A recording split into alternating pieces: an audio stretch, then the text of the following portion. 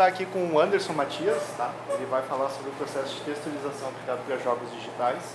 Ele fundou a Monsterbed em Porto Alegre, que é um estúdio que trabalha com jogos, é nosso ex-aluno. Então ele vai falar um pouco sobre essa parte de texturização e revestimento dos modelos para games, tá? Toda a tua palavra. Obrigado. Boa noite, como ele falou, meu nome é Anderson. Hoje a gente vai falar um pouco sobre texturização, tá? E o processo que eu e nós da Monsterbed costumamos utilizar, tá? Primeiramente, tá? O que é texturização, tá? Bom, peraí. Texture Mapping, tá? Ele nada mais é do que uma definição, um método para tu definir um modelo 3D e aplicar detalhes sobre esse modelo, tá? Esses detalhes podem ser detalhes de alta resolução, pode ser cor ou qualquer tipo de informação, tá? Como, por exemplo, transparência, reflectibilidade e detalhes minuciosos, como, por exemplo, detalhes que tu não conseguiria fazer no modelo 3D porque ficaria muito pesado, tá? Texture Mapping, ele tem muitas definições, tá? Ele não é apenas uma imagem e acabou, tá? A mais padrão é a Diffuse Map, tá? Diffuse Map é aquele JPEG padrão, aquela imagem visual que a gente tem, tá? Mas ela vai um pouco além disso. Tem o Normal Map, tem o High Map, Specular, Displacement, Reflection, Bump, Occlusion. Todos esses são mapas adicionais que a gente pode usar junto com a Diffuse para gerar novas informações, como, por exemplo, mapas de relevo, de volume e outras coisas mais, tá? Todas essas informações de mapa e como a gente utiliza ela, eu vou falar um pouco mais sobre o meu curso, no meu curso, tá? E o que acontece quando a gente usa esses mapas em conjunto? Eles geram informações adicionais nas nossas malhas, nas nossas texturas.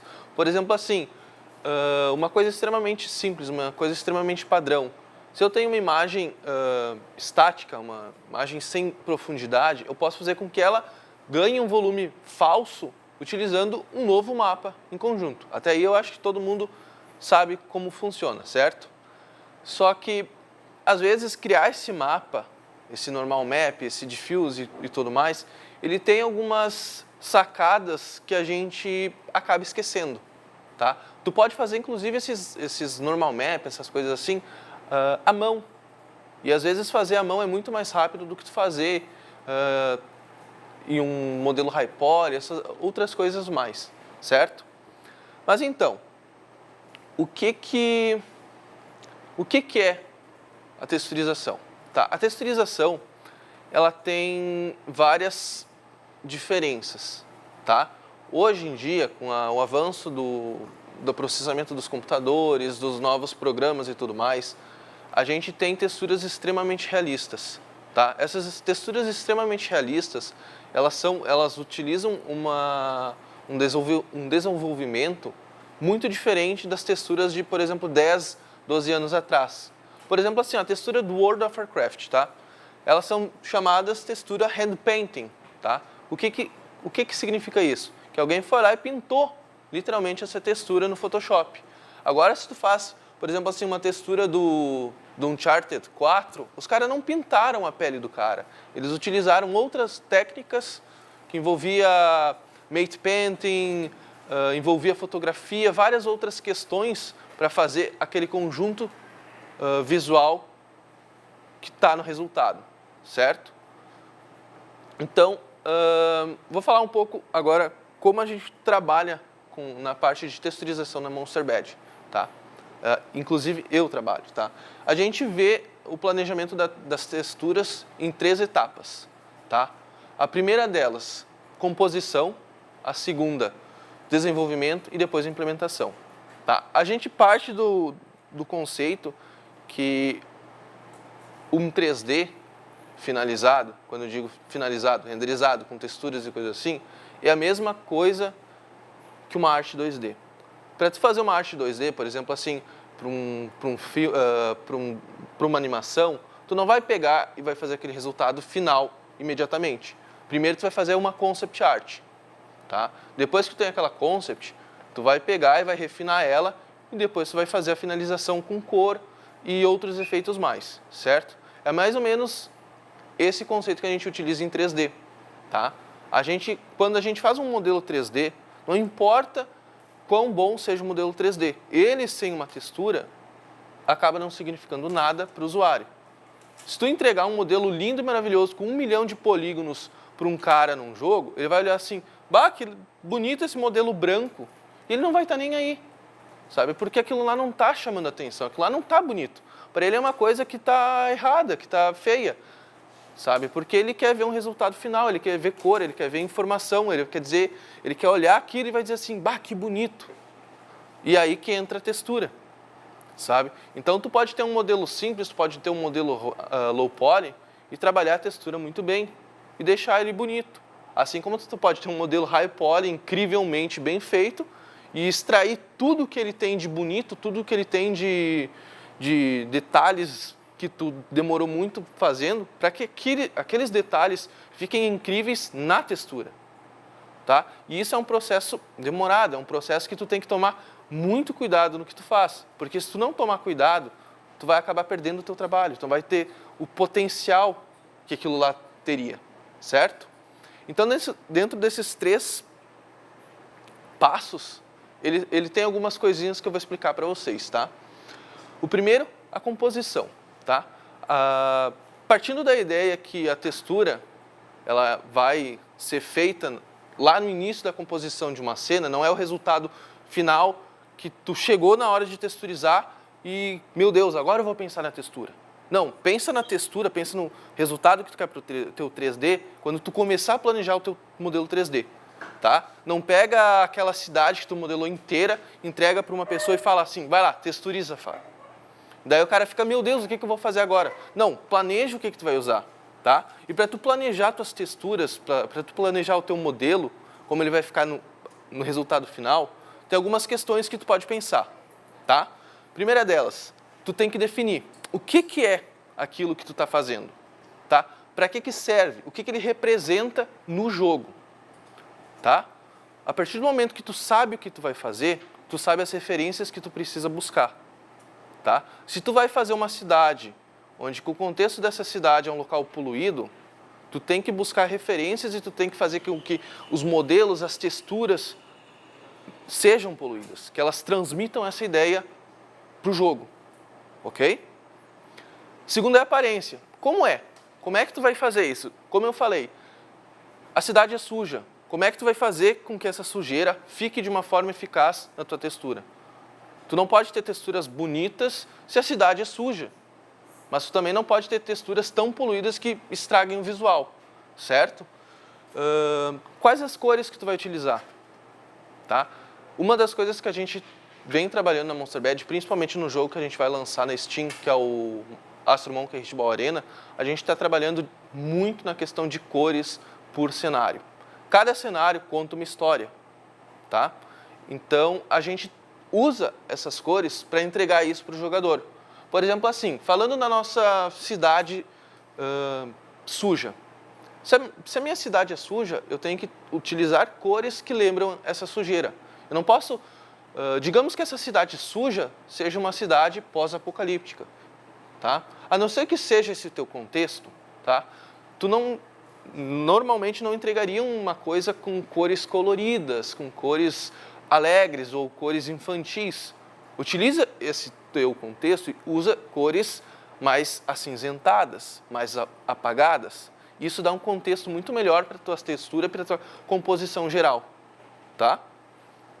Depois, os objetos. O que tem na tua cidade, tá? Agora é uma coisa importante, não só falando de texturas, mas falando da composição geral, tá? É muito mais interessante tu ter vários objetos simples do que um único objeto lindo e maravilhoso, tá? Agora, esses objetos simples, como eles vão ficar na cena, tá? Quais desses objetos vão utilizar a mesma textura? Quais deles tu quer que sejam importantes para o jogador. Se eles são importantes para o jogador, eles precisam ter uma textura melhor trabalhada do que aqueles objetos que vão estar lá no fundo, que ele só vai passar. Tá? Isso parece ser extremamente simples, mas na hora que tu está trabalhando com as texturas, tu vai falar para o cara assim, essa textura aqui, ó, ela é importante, então tu pode levar 2 horas fazendo ela. Aquela textura daquela parede, não te pega nela, faz ela em 10 minutos. Tá? Isso é otimização de tempo. Tá? Isso é importante na hora que tu está planejando o que tu vai fazer, porque no final tu vai ver que tu tem 50 texturas para fazer, e como é que tu vai fazer essas 50 texturas em, sei lá, uma semana? Tá? Por último, a sensação. Como eu já vim falando da cidade suja, qual é a sensação que o cenário de vocês está transmitindo para o jogador? Tá?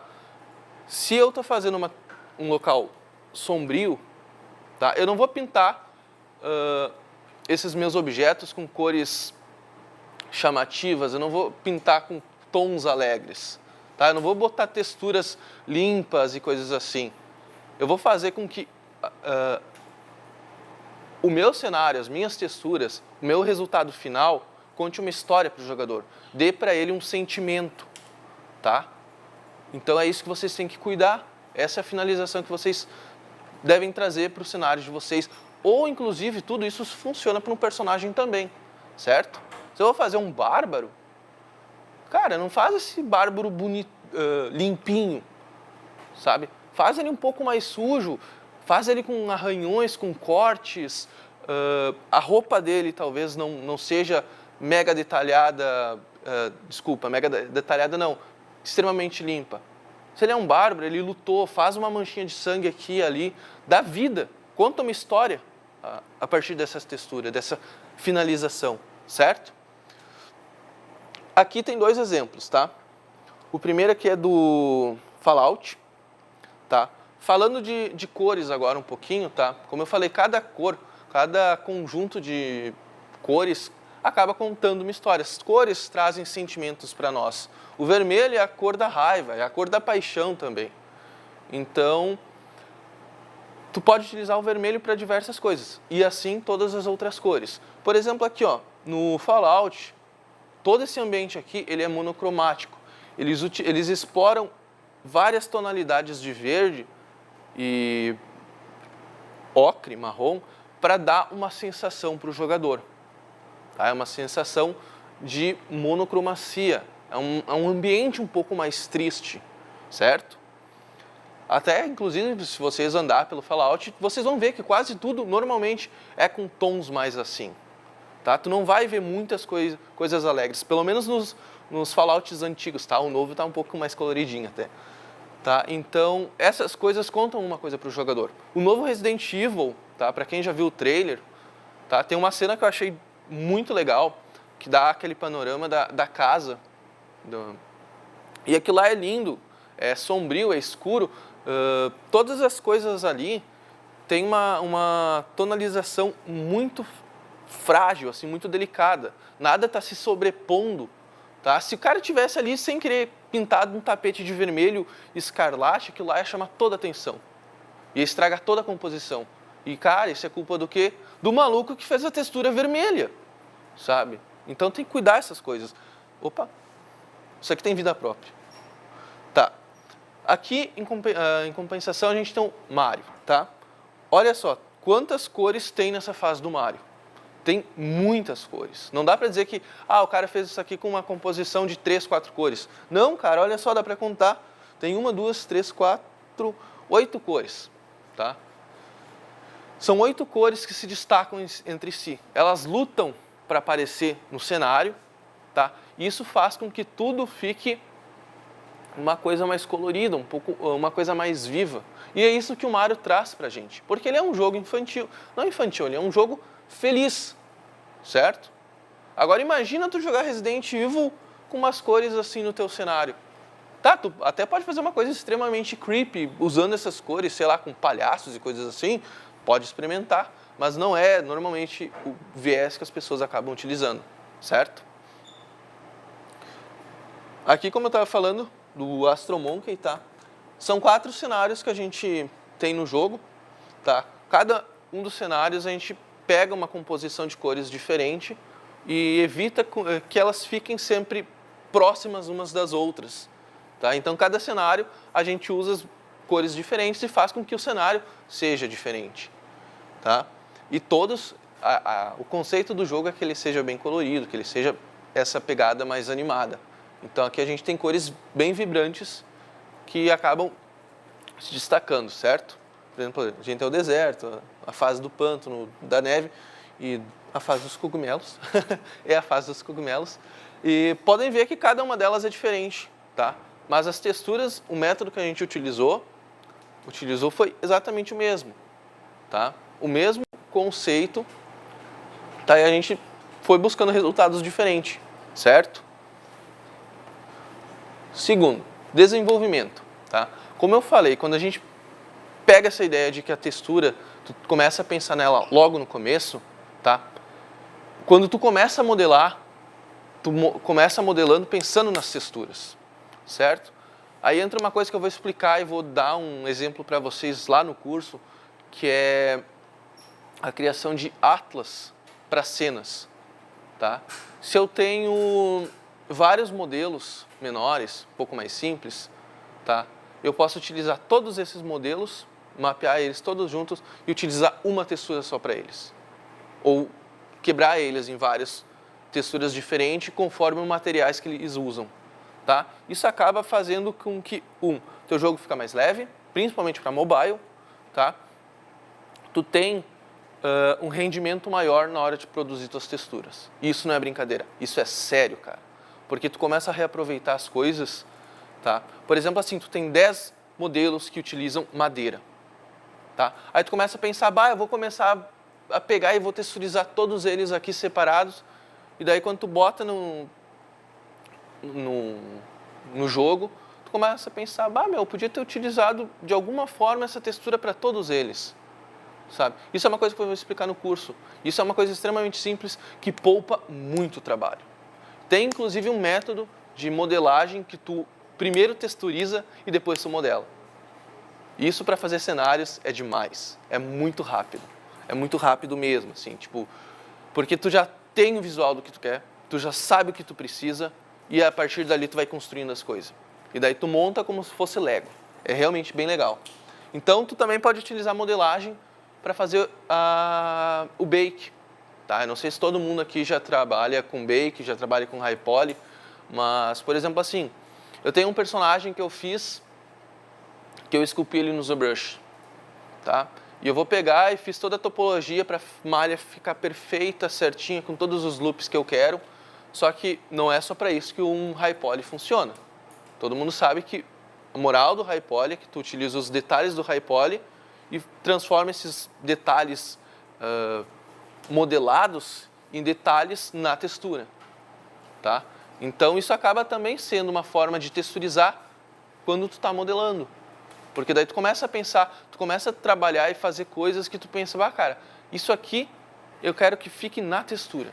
Tem um ditado que a gente fala lá na MonsterBed que é o seguinte: se não precisa de volume, se um modelo não precisa de volume, ele é reto. Ou seja, imagina que a gente está andando por um paredão, tá? De lado, um jogo 2D, e esse paredão é, sei lá, uma espécie de montanha. Eu não preciso modelar todos os detalhezinhos da pedra subindo ali. Bota uma coisa meio reta, porque ela não está produzindo volume para os lados. Tá? O jogador está contra esse volume. Então aquilo ali é reto. Deixa que a textura faça esse trabalho. Tá? A não ser que tu faça um jogo extremamente high poly e a premissa dele seja que tu faça tudo modelado de uma forma incrível. Tá? Aí tudo bem. Certo? Outra coisa, o mapeamento. Como eu falei, juntar ali 8 modelos em um único mapeamento, tá? Como é que eu faço isso? Como é que eu faço para, sei lá, eu tenho aqui essa mesa que utiliza essa textura de madeira aqui, como é que eu faço para mapear essa mesa no mesmo espaço que um barril? Vou explicar isso para vocês no curso, quem for. É uma coisa extremamente simples, é uma coisa que poupa tamanho na textura de vocês, poupa recurso, tá? E o resultado é muito bom, principalmente depois que vocês fazem, por exemplo, o bake numa cena na Unity ou na Unreal, tipo, o resultado fica muito bom, tá? E por final, a texturização, que é onde a gente vai meter a mão na massa e a gente vai texturizar mesmo, tá? Só que assim, ó, texturizar, tá? É muitas vezes pintar, tá? Às vezes tu vai fazer um jogo hand painting ou tu vai fazer um jogo matte painting, tá? Onde que tu vai pegar imagens da internet e vai fazer elas, vai fazer o ajuste delas para a tua textura. Não é simplesmente pegar uma imagem na internet e jogar para o teu modelo. Tu tem que trabalhar ela, tá? Então, busca referências, busca várias texturas. Por exemplo, se tu tem um piso, tá? Não pega a primeira imagem de piso que tu encontrar na internet, tá? Busca vários pisos, tá? E testa eles num contexto geral, tá? Se tu tem, por exemplo, uma sala modelada, tá? Testa ela com e é fácil tu mudar a textura desse chão, por exemplo, testa várias texturas desse chão diferente. Porque às vezes tu coloca um resultado, tu tem uma composição muito legal e tu acaba perdendo algum tipo de informação ou deixando alguma coisa muito estranha nessa composição, porque tu acabou não testando outras saídas, tá? Então, outra coisa também é importante, qual é o processo que tu vai utilizar na texturização, tá? Vai ser hand painting, então tu tem que se assegurar que todo mundo do teu time saiba pintar hand painting, tá? Ou se vai ser imagens prontas da internet, te assegura que todas essas imagens, tá, estejam ok, elas estejam no formato correto, elas estejam funcionando entre si, tá? Isso é importante. Por incrível que pareça, isso é uma das coisas mais importantes que tem. E é muito fácil tu se perder com isso, tá? Outra coisa, façam atlas com as texturas que vocês querem. Façam flowchart com as imagens, com as coisas de referências. Se tu vai fazer, por exemplo, assim, uma floresta, tá? Busca referências dessa floresta, mesmo que tu vá texturizar. É sério, gente. Tem gente que eu já vi, tipo, cara, tu precisa modelar um pinheiro. O cara vai lá, baixa a primeira textura de pinheiro que ele vê na internet, a primeira imagem de folha de pinheiro que tem na internet, joga no modelo, tá pronto. E daí tu vê aquilo, quando tu coloca no jogo, cara, fica horrível. Porque o cara não pesquisou, porque ele não buscou referência. Às vezes, se tu pegar e trabalhar um pouquinho mais, um detalhezinho mínimo, tu tem um resultado muito melhor, tá?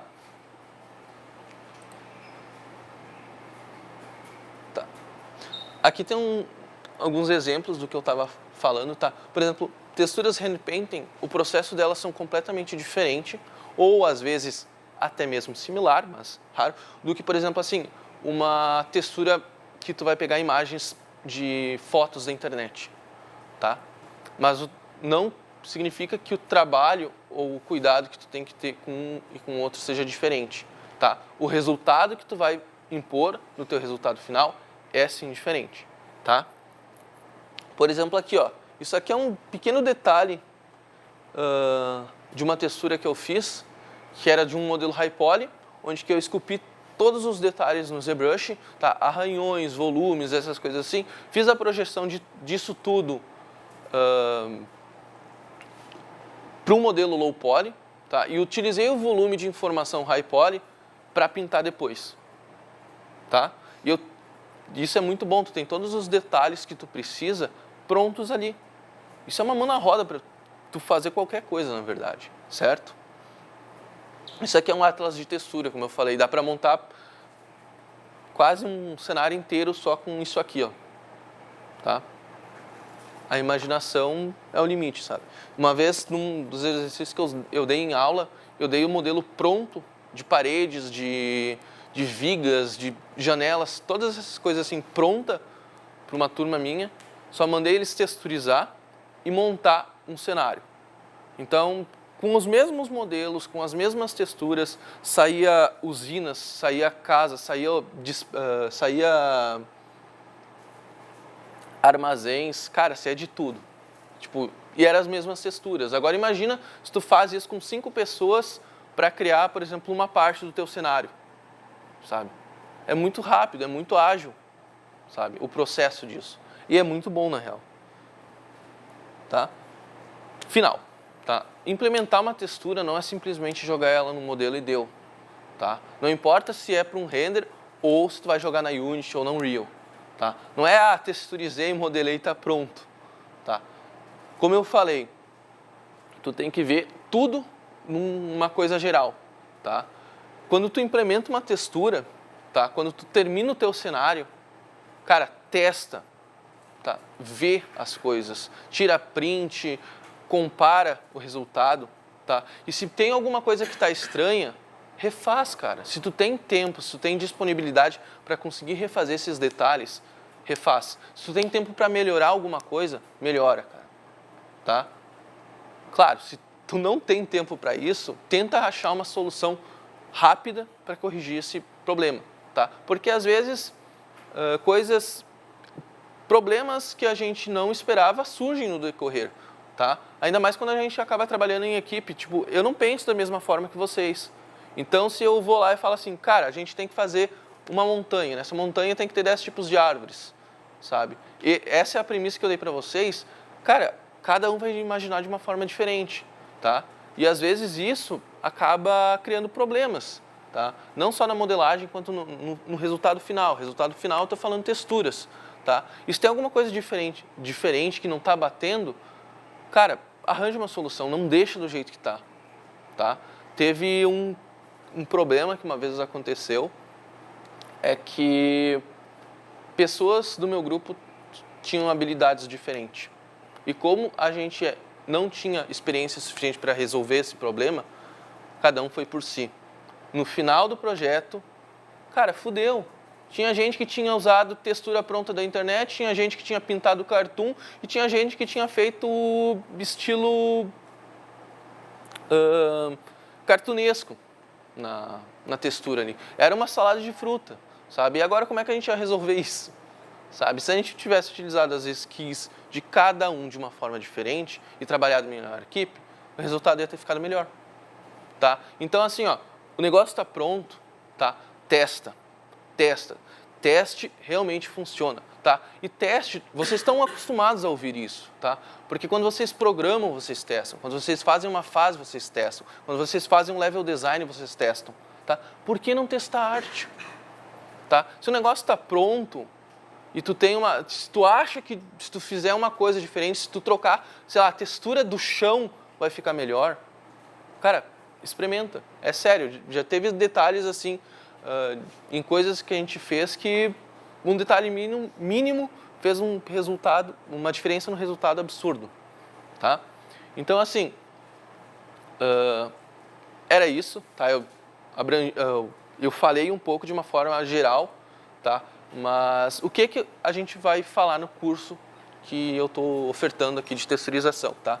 Essas coisas que eu falei, tá? Isso aqui é o início do meu curso, tá? Agora, como a gente vai utilizar composição de cor, como é que a gente vai utilizar composição de cenários, volumes, objetos importantes, objetos que não são importantes, como a gente vai trabalhar isso de forma visual, tá? Como a gente vai texturizar, como a gente vai otimizar a nossa textura, eu vou falar tudo isso no curso que a gente está ofertando. Então, quem achou interessante, quem quer aumentar o conhecimento, tá aí as dicas que eu estou dando para vocês, tá?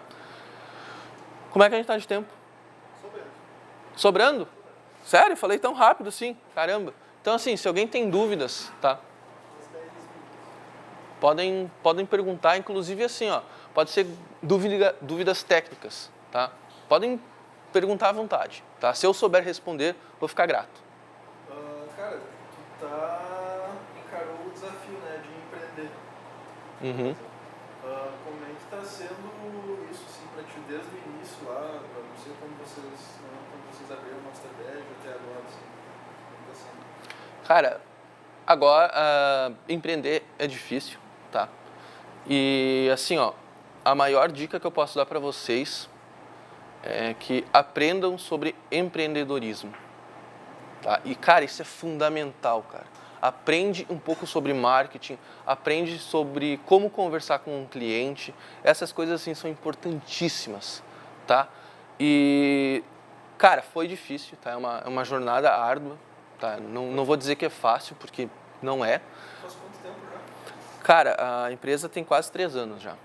No primeiro ano, tá, a gente não oficializou a empresa. A gente ficou na nossa, produzindo coisas de forma terceirizada, tá?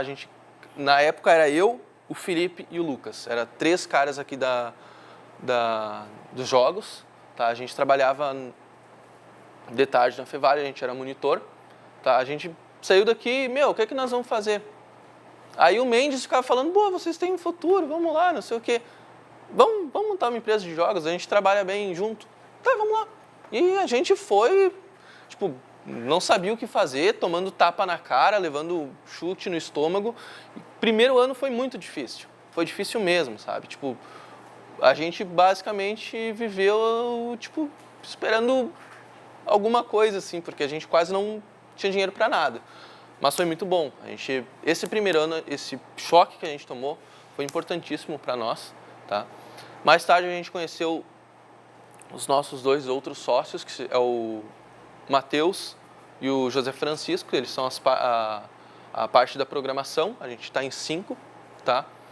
E a partir dali, quando a gente se juntou, a gente falou, vamos produzir um jogo para ver do que a gente é capaz e ver se a gente consegue mesmo. A gente acabou entrando meio que de brincadeira naquele desafio Sebrae que tinha.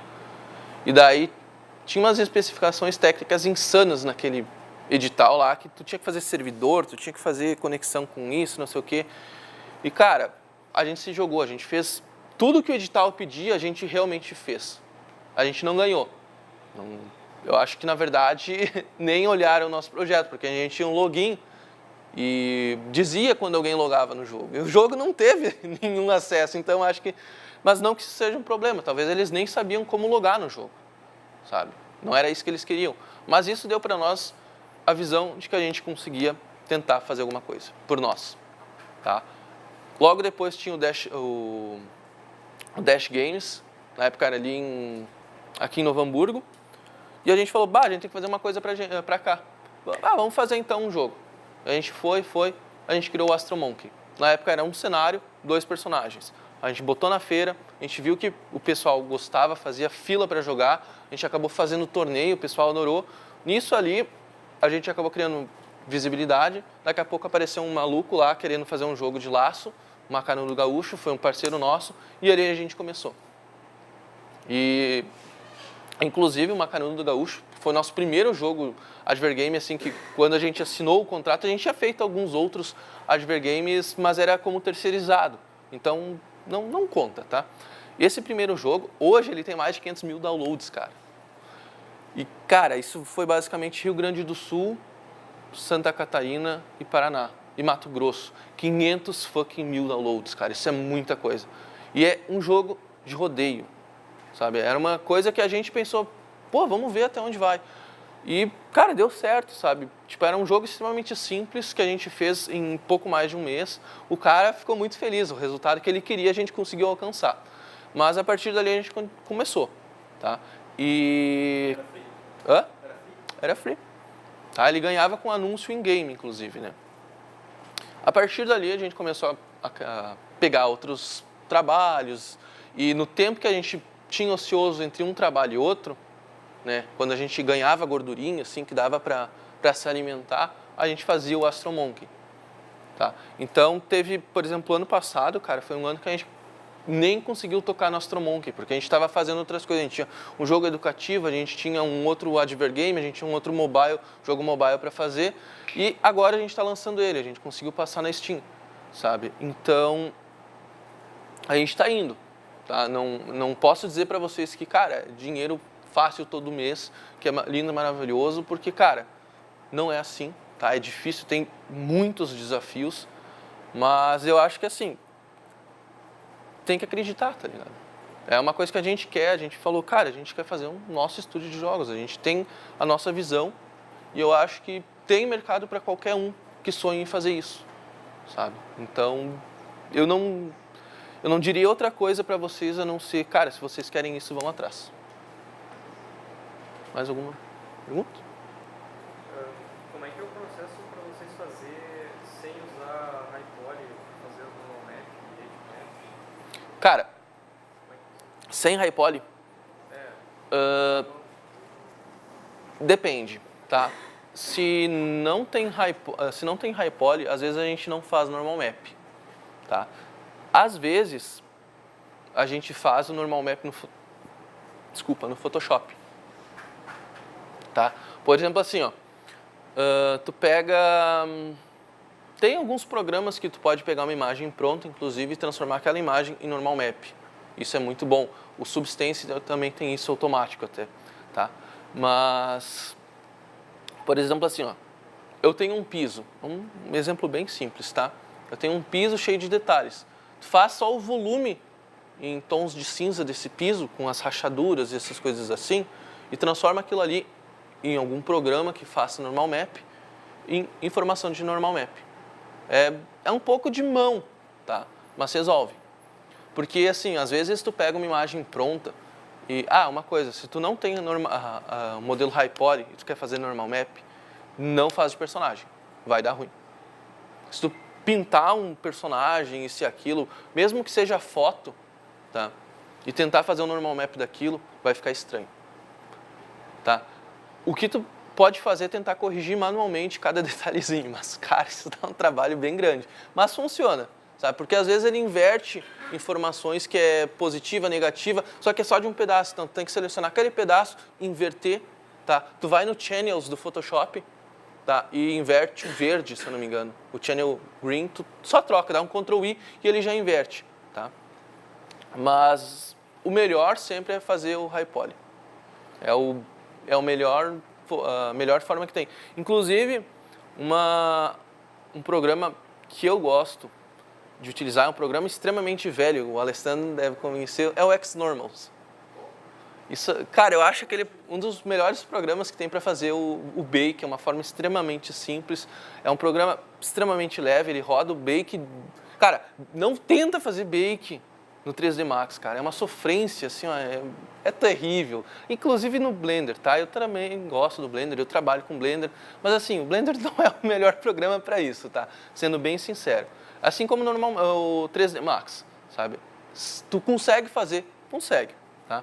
Só que o Xnormals é um programa especial para isso, tá? Um outro programa bom é o Topogan, tá? Inclusive para retopologia, cara, nem o ZBrush bate ele, na minha opinião. Ele é extremamente rápido, tu precisa fazer um bake ali de luz e sombra, de normal map, ele vai fazer isso numa velocidade muito, muito boa.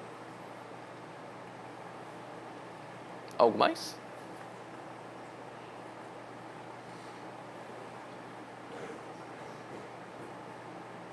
É isso?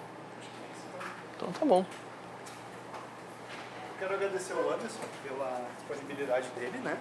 Muito obrigado. Obrigado. Ele, como ele falou, ele vai dar o curso sobre técnicas de pintura digital para texturização nos dias 5 e 12 de novembro, né?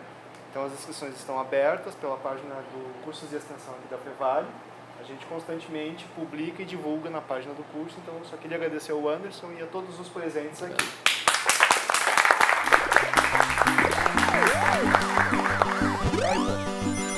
Tchau.